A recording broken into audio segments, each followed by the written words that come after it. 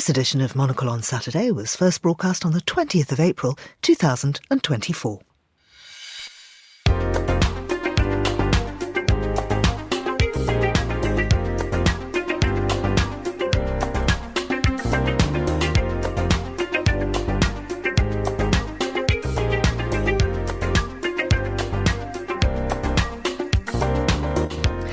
I'm Georgina Godwin, broadcasting to you live from Midori House in London. This is Monocle on Saturday. Coming up on today's programme, we look through the week's news and culture with Isabel Hilton, the journalist and founder of China Dialogue. Then we'll head to the Venice Biennale, where Turkish artist Gülsün Karamustafa speaks to Monocle about her exhibition, Hollow and Broken, A State of the World. Then, I would say it's like what happened with cooks that became chefs or tailors that became stylists. And these workers in our industry will or are craftsmen that create beautiful things. Monocle's Nic Monisse sits down with Nicola Coropulis, the CEO of renowned Italian furniture company Poltrona Frau. And that's all ahead here on Monocle on Saturday. First though, here's the news.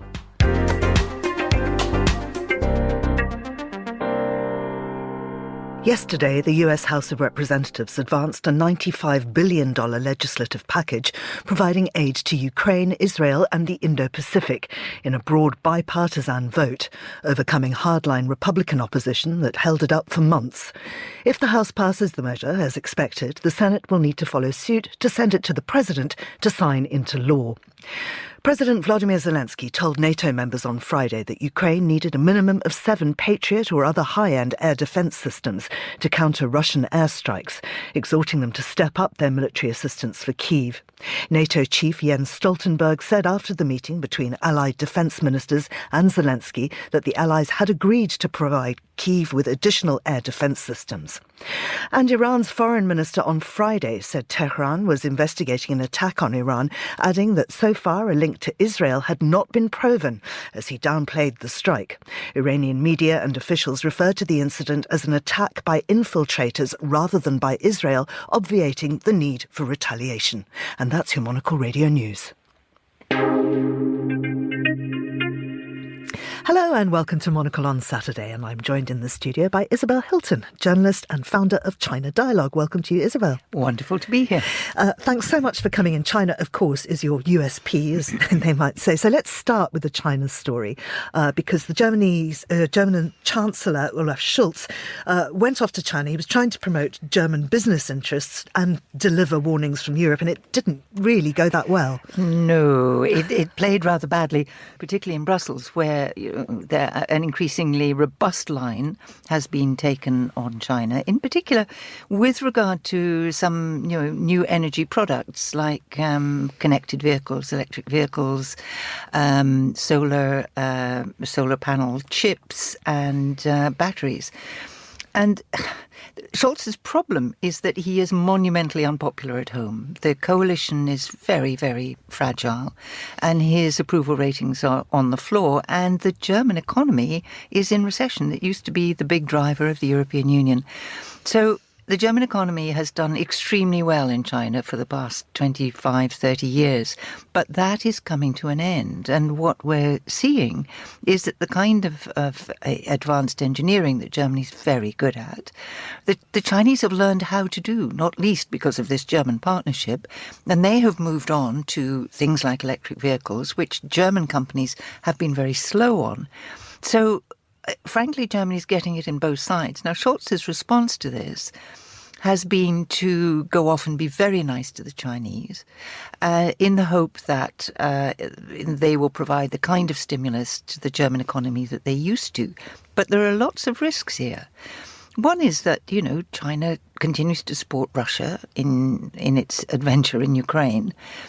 And it was Scholz's party that was the most pro-Russian and the most keen on the idea that if you engage economically, you get a political payoff. So, it was changed through trade was the kind of German slogan. which was thoroughly discredited when Putin invaded Ukraine and his full-scale invasion, leaving Germany with terrible dependencies for energy that they had to scramble to undo. And the same pattern is being repeated with China. So there are geostrategic risks with China, not least around its role in the Middle East, but also, of course, over Taiwan and over Ukraine. And Germany's dependence couldn't have been more clearly illustrated in this visit, where essentially Scholz is going and saying, please don't worry about the hard line from Brussels. We want to continue to do business. But it's a shrinking market share for Germany and increasing competition in home markets. And it has pretty much, lobbed a grenade at Brussels, at von der Leyen's policy. How much influence does China have over Iran? Well, that's much debated. It takes 85-90% of Iran's oil. And remember that Iran is subject to UN sanctions over oil. So China is in breach of those sanctions. They're shipped in kind of dark ships the oil is shipped in dark ships to China, where it is refined in small provincial refineries. So they try to make it relatively untraceable. It's also paid for not in dollars. So the leverage that the international system has over this trade is pretty low. You might think that created a degree of dependency on China for Iran that would give China quite a lot of influence. But if China does have a lot of influence, there's not a lot of sign of it. China really doesn't want trouble in the Middle East. And, Iran, I think, has been playing it quite cannily in the last week, but it's not at all clear that that is the result of Chinese pressure. And it seems to me that neither of the big powers, the United States is exercising remarkably little restraint on Israel because Netanyahu prioritizes his own political survival, and he's got a coalition, as we know, of very hardline right-wing supporters. And if he breaks that, he's out of power and in lots of other trouble. So he's prioritizing that in everything he does. And the United States seems helpless in the face of that determination of Netanyahu to survive in that way. And of course, what's happened with this strike on Iran or the Iranian strike on Israel and the way Iran's not really reacting to it. Yeah. But one of the sort of side effects of that is, of course, Gaza has fallen down the news agenda. Absolutely. And we're just seeing here in Tortoise Media, it's talking about how a renowned Palestinian journalist who's been covering Gaza for 10 years has left because he's becoming a target. And I think that this is, it's one of a series of very worrying manifestations that Israel just doesn't want Gaza reported. It's essentially, we have mass murder going on in Gaza. We have promises to increase the supply of aid, which somehow don't get fulfilled. It's only marginally increased. We have imminent starvation. We have the breakdown of all public health systems as a result of Israeli action, and less of that is being reported. Gaza has been the most dangerous place for journalists to report for almost in living memory. Mm-hmm. They are targeted. Foreign journalists are not allowed in, so it's fallen very, very heavily on Palestinians who have died in large numbers and whose families have been killed. And this is, if this is meant to be the defence of democracy, it doesn't look very convincing. No, absolutely not. Now, there's a new film out which has journalists at its heart. Fairly unconvincing journalists, I'm told. I haven't actually seen it. We're talking about civil war. You've seen it. Tell us the premise. Well, the premise is it's set in some undefined future where there is a president in the White House who we never see. Well, we see him right at the end, and he is. The implication is that his politics are Trump-like, but Trump in extreme. And there is a coalition of Western states who are trying to overthrow his presidency. So we have civil war in the United States, and it is a pretty dystopian scene. it's kind of interesting because, you know, for me it was not unconvincing as a scenario of how, were we to get to that awful point, how a civil war would play out. So, you know, as we know, civil America is very heavily armed. So you get, you know, it's all too easy to imagine civil war, you know, taking hold very, very easily since there is so much weaponry lying around in cupboards. But for me, the kind of irritating thing was that in order to carry the plot, in order to take us through this, you know, extensive, dark battlefield, you needed some characters, and they lighted on 4 journalists. So 3 of them were photojournalists, one elderly who came along with a seasoned female photojournalist and a rookie female photojournalist, and a man who was basically playing the role of driver. And I guess my problem with these characters was that I don't know if you find this, but I find journalists as played in Hollywood kind of unconvincing, because they don't do anything that journalists do. You know, they like file stories. You know, so these 4 characters are making their way through the battlefield. The young woman photojournalist is doing crazy things because she's trying to, you know, make her name. She's also shooting with a camera that uses film. And I think, well, if we were meant to be in the future, how is she going to, you know, develop or get this film physically back to the office?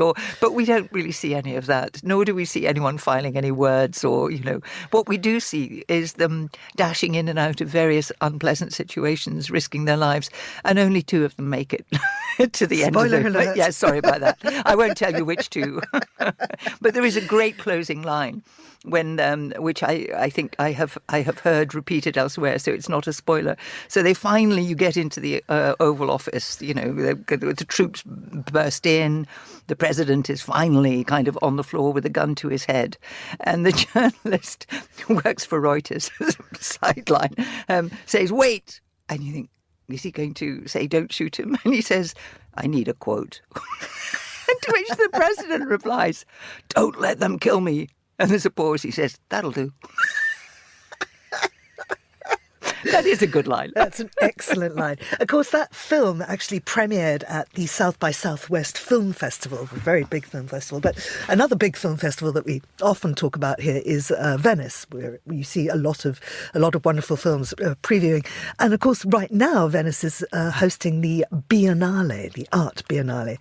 So contemporary arts never shied away from engaging with global politics. And this year's Venice Biennale is no different. Lots of pavilions reflect the turbulent state of current global politics. And one powerful example is Turkey. The artist representing the country this year, Gülsün Karamustafa, is known for her work that explores socio-political issues. In the 1970s, she was sentenced to 6 months in prison for aiding and abetting political activists. Her exhibition, Hollow and Broken, A State of the World, at the Venice Biennale, which starts today, includes an installation of large chandeliers made from shattered Venetian glass, which symbolise the historically fragile conflicts between global regions. Here, Karamustafa tells us more.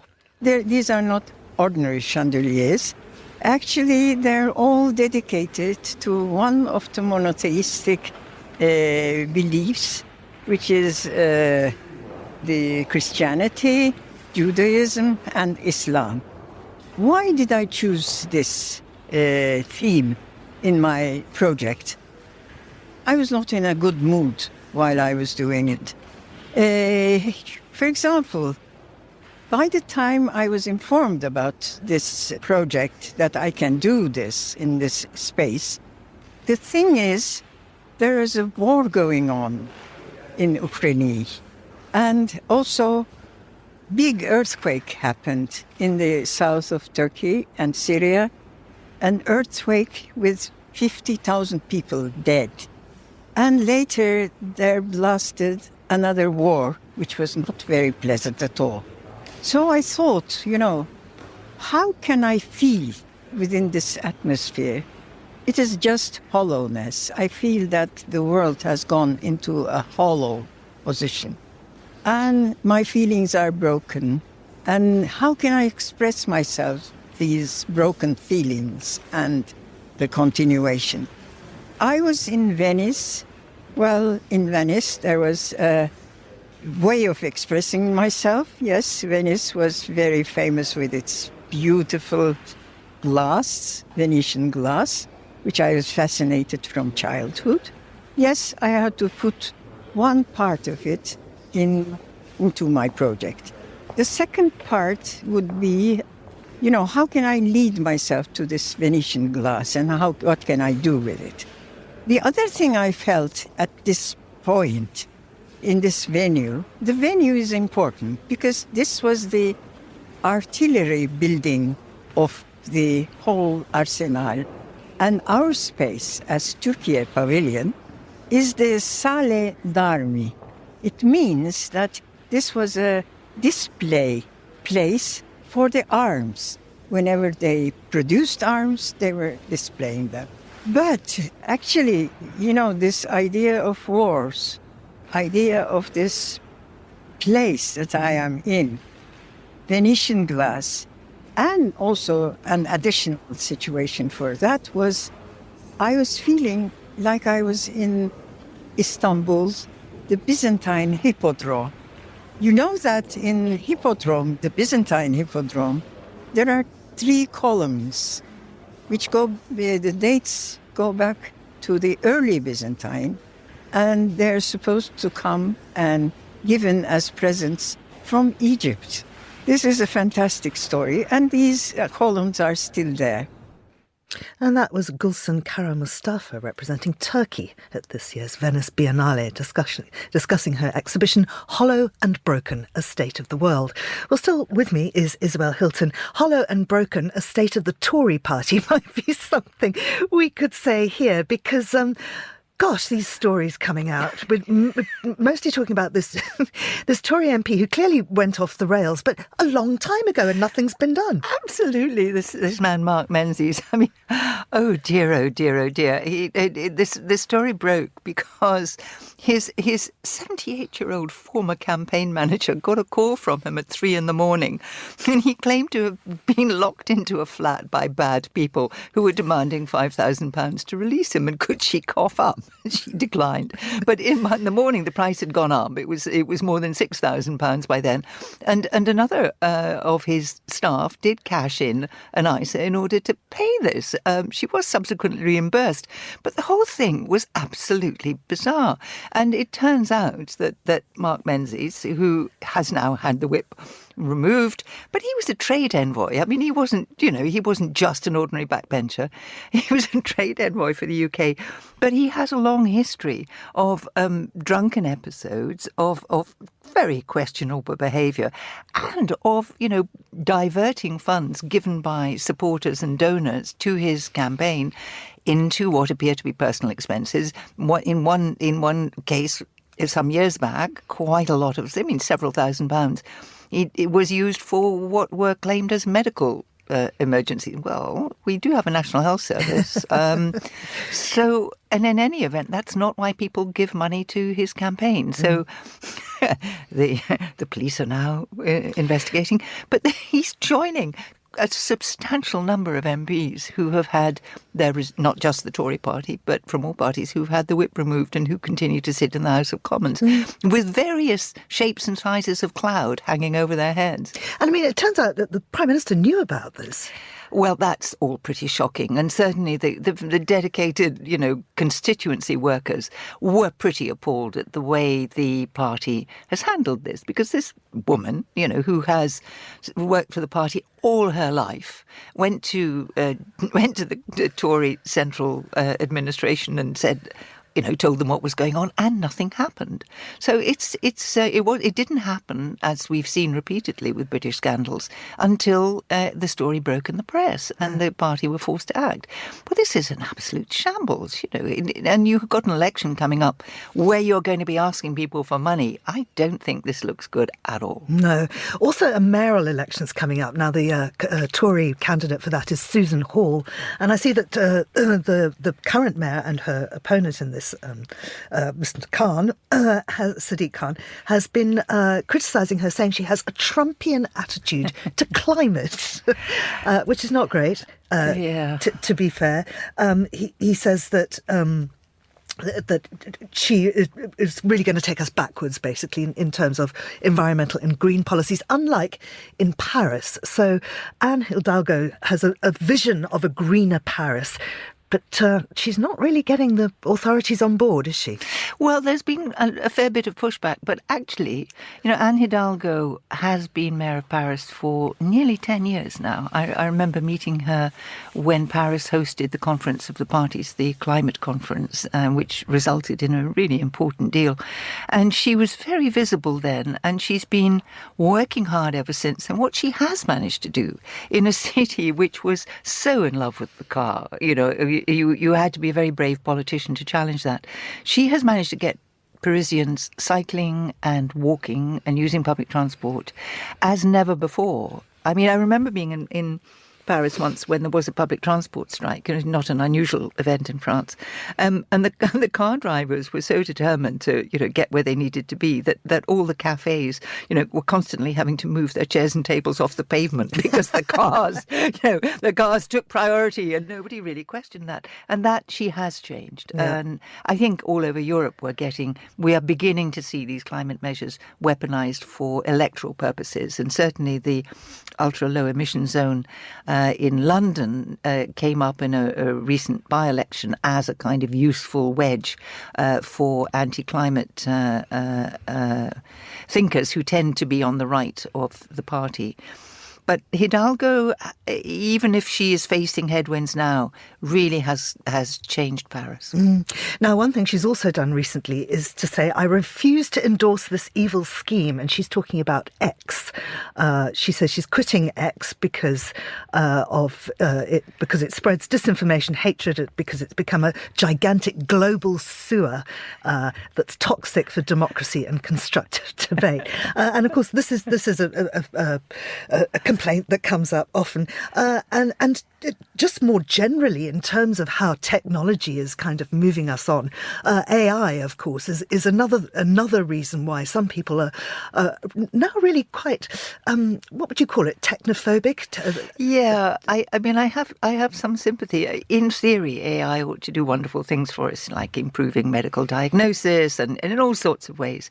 But actually, it also has some very disturbing aspects. For instance, if you've tried to get onto a customer helpline with a major utility lately, as I have, it is a recipe for rage and frustration. There's a long piece in the FT today, which I really was cheering all the way through about the frustrations of trying to get through to what is a kind of fantasy of customer service if you have a problem that needs solving, and you can't because there's no way to do it, because if you spend an hour waiting in a queue, what you eventually get is a bot, and the bot has a limited range of responses. So that's one frustration. I also was slightly alarmed this week when I was using, I asked an AI, what do you call them? Well, a bot, I guess, to find me an academic paper on a particular topic that I was researching. And ping, it came up with a response which was fantastic. It was a well-known academic journal with the issue number and the page number and a précis of the article, which was sufficiently interesting that I wanted to read the whole piece. So I started looking for it. And I spent about an hour, trying to track down this article. I had the title, the author existed.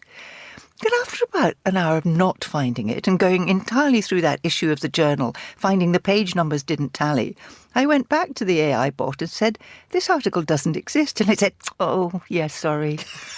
I made it up. I shouldn't have. Hang on a minute.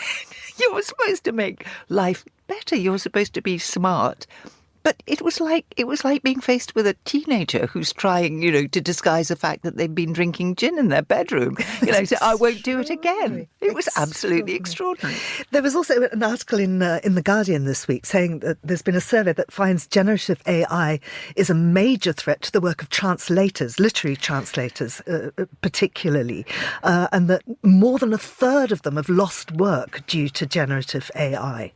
Yes, and this is another area where I have sort of mixed emotions, because translation has got hugely better in the last 10 years. I founded, back in 2006, I founded what was the world's first fully bilingual Chinese-English website, which was on climate change. And at that point, we had to do all the translation by hand because the machine translation gave you gobbledygook, particularly in, Chinese is not a particularly easy language to automate. So we employed a lot of very good and dedicated translators. These days, frankly, the machine translation is pretty good. And what I appreciate about it is that you can't speak all the languages. So I can now read and I can find and read articles in languages that I don't speak. And that I find immensely useful. On the other hand, in things like literary translation, I think it's a very different thing, because the other thing about translation is it's not just about the words, as we found at the beginning of China Dialogue. It's about the style, and there are huge cultural influences on how things are written and how things are read and what appeals.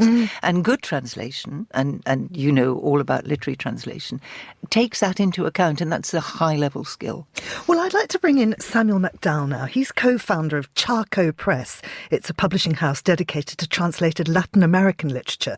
Charco won Publisher of the Year at Scotland's National Book Awards in 2023, and their books have won or been shortlisted for multiple awards, including the International Booker Prize.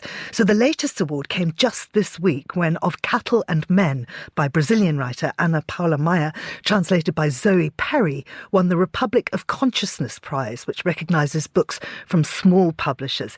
Samuel, many thanks for coming on. I know you've been listening to that discussion. Why will AI never kill real translators? Hi, good morning, and it's nice to join you. I think, just listening to the conversation there, I think there's some very valid points around trying to distinguish between, should we say, more utilitarian uses of AI for generating translations versus the more intricate challenges of translating works of literature. And referring to that article in the Guardian, where Thomas Bunstead, a translator, I think he did put it very well, talking about the idiomatic, knotty, and complex writing involved. There's a musicality, there's a cadence, there is the use of slang that might vary from one region to another, even within the same language. And I think those sorts of layers of intricacies AI can't do well, at least at this stage. Yeah. However, I do see that in terms of just being a useful tool for broadening communication, human communication, I think there is something there. So my view on it is that certainly the landscape is changing. In some areas there are benefits, and in other areas I think there's things to watch. Now, I'd like to know more about your business. Tell us why you set up Charco Press. So it started when we were living in South America, and as you no doubt are aware, that Latin America has a very rich literary history and a very vibrant scene. And we were just enthralled with a number of incredible authors that we saw that were producing these wonderful works of literature. And then we would look to see if they were available for readers of English, and they just weren't. And it was basically born out of frustration that why should readers in the UK, readers in the US, or any English-speaking part of the world be missing out on these incredible pieces of writing? So then we thought, well, if someone's going to do something about it, it might as well be us. So that's where it started. And tell us about Of Cattle and Men, your latest prize winner. Yeah, it's an incredible book. It's short. But perfectly weighted. It builds atmosphere. The writing style is just very, very tight, and I think just gets into the point of the book, which is set on a slaughterhouse in the interior of Brazil, and it's all the grimness that you can imagine that comes with that, and the cattle suddenly start acting a little bit strange.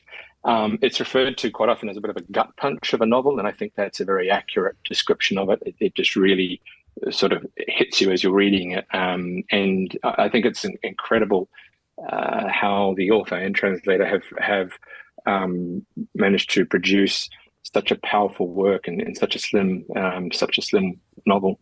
Samuel, thank you very much indeed. That was Samuel McDowell from Charco Press, and you're listening to Monocle on Saturday.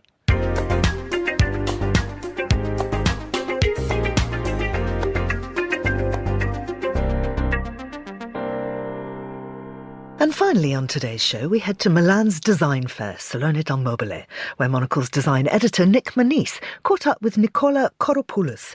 Nicola is the CEO of Poltrona Frau, an Italian furniture company specialising in leather upholstery. Nic began by asking why Poltrona Frau has strong ties to continue its production in Tolentino. One of the elements of the magic of Poltrona Frau is this very strong relationship with the territory, a territory that has been known for its long-last expertise in crafting leather, which goes back to the Middle Ages and has passed down from generation to generations over the year. And there are few companies that can boast Made in Italy sign that are yes, made in Italy, but entirely made in Italy. Actually, I would say that 99% of what comes with the Poltrona Frau brand is produced within a radius of 20 miles from where our premises are. The only exception being outdoor with teak that has necessarily come from Southeast Asia. So is there, are you seeing multiple generations come and work for Poltrona Frau? How do you keep this expertise alive? Why do people still want to work in furniture? Why isn't everyone trying to be a Bitcoin trader or something else in Tolentino? Certainly because this is a profession that has its appeal to younger generation, and we have created a strong connection with the local schools to already tell the young generations how nice it is to craft beautiful things. And we are about to create our Crafts Academy, where we will take advantage of the expertise of our retired craftsmen to teach young people.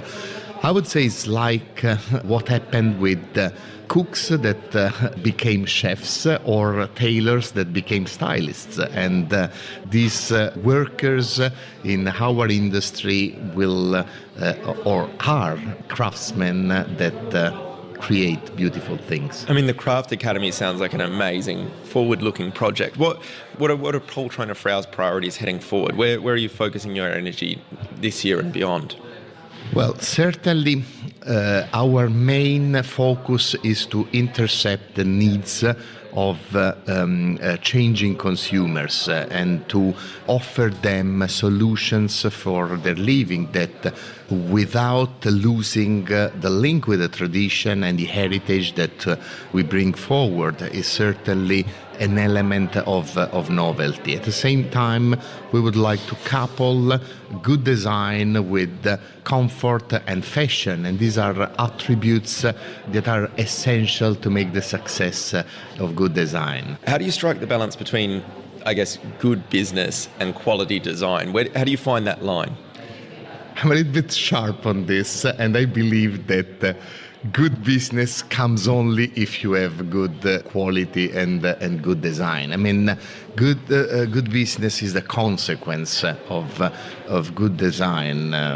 In other words, to have the results, you have to do your own work first. So there's all these kind of different layers and different markets that you're operating in. I mean, how do you anticipate the furniture market growing and changing in the next year? Well, our industry has enjoyed a very positive bubble soon after the COVID times, where home has actually became the center of everybody's thoughts and attention, because basically we were forced to live at home more than we had done in the previous years.